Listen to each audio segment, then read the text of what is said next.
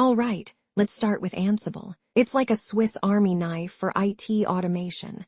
Versatile, efficient, and best of all, agentless. No need to install extra software on remote systems, which makes life easier. It uses simple YAML playbooks, meaning even beginners can grasp it fast. Whether managing servers or automating deployments, Ansible is the go-to solution. Sounds fancy, right? Well, it actually makes automation a breeze. I'm Emma Grace, an IAM expert with 10+ years of hands-on experience designing and deploying identity solutions that scale. I specialize in helping organizations implement secure, user-friendly access controls that reduce risk, meet compliance, and support growth without adding complexity. Localhost is like your personal lab in Ansible. Instead of dealing with remote machines, you execute commands right where you are. It's great for testing configurations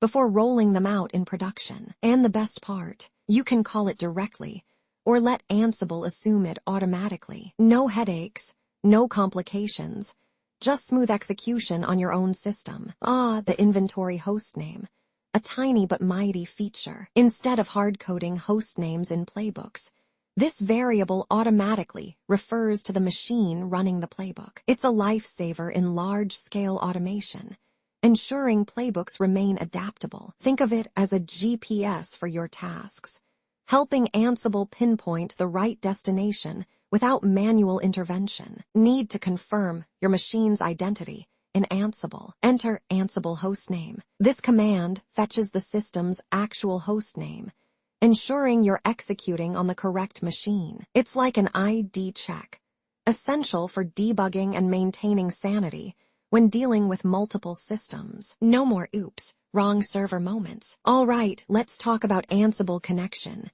Local, a fancy term for keeping things close to home. This means Ansible runs directly on your machine instead of reaching out to remote servers. So why bother? Well, it's fast, avoids SSH headaches, and works great for testing. But let's be honest, it has its limits. If your project needs remote interactions, local mode won't save the day. Time for some action.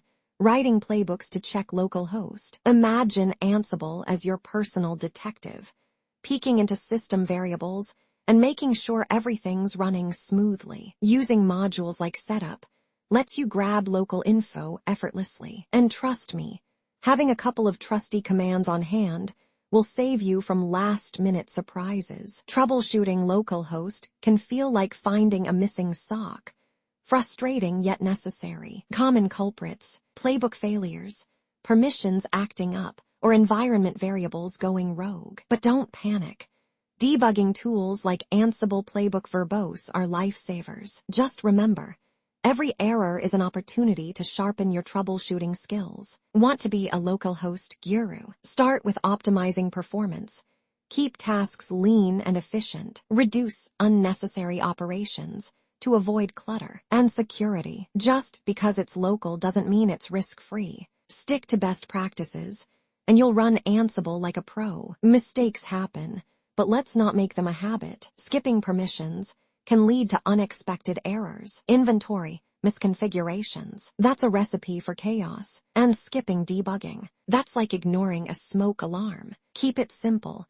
Debug smartly, and you'll avoid unnecessary headaches. We've covered the ins and outs of localhost with Ansible. You now know why it matters, how to use it, and how to avoid common mistakes. Keep these best practices handy, and you'll be an Ansible expert in no time. And remember, debugging isn't a horror movie, it's just part of the journey. Please do like, share, and subscribe to our channel.